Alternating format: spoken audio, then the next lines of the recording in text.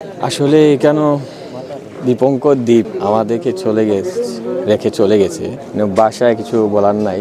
মাত্র 21 বছর বয়স, এলাকার মধ্যে সে খুব সৎ ভালো ছেলে ছিল, সবসময় হাস্যোজ্জ্বলভাবেই সবার সাথে কথা বলতো।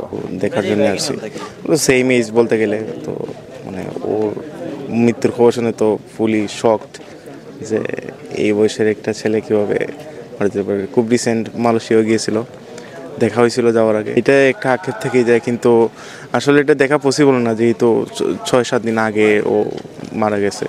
তো এখন যদি এখানে কফিন খোলা হয়, ওর যেহেতু শেষকৃত্য আপনার হবিগঞ্জ পটিজুরি করা হবে, তো এখানে নিয়ে যেতে আর একটু সমস্যা হইতে পারে।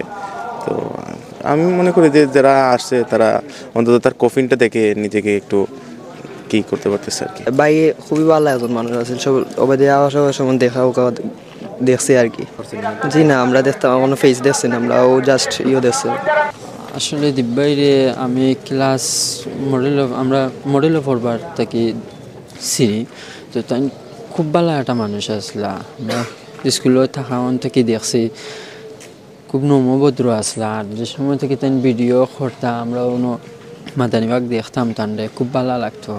তো মাথায় দাও আমরা রে তাই তাই একটা খুব ভালো একজন মানুষ আসলাম। আমরা পারছি না, অত্যন্ত কম সময় নির্ধারণ করছি যে ভোরবেলা তার লাশবাহী ভ্যান আসবে, তার পরবর্তীতে 7টার ভিতরে আবার চলে যাবে। আমরা 7টা পর্যন্ত সময় নির্ধারণ করেছি, যে কারণে হয়তো অনেকেরই বিভিন্ন সমস্যার কারণে হচ্ছে না। তারপরেও এখানে যে প্রচুর জনসমাগম হয়েছে, সেটা একদিকে দীপঙ্করের অর্জন।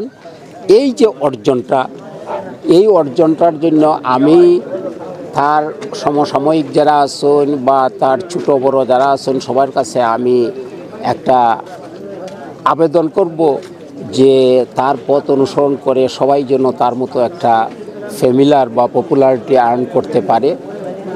আর বাসা নেই কিছু, আজকে তার মুখটাও আমরা দেখতে পারিনি কফিনের কারণে। এই অবস্থায় আমরা এইটুকুই।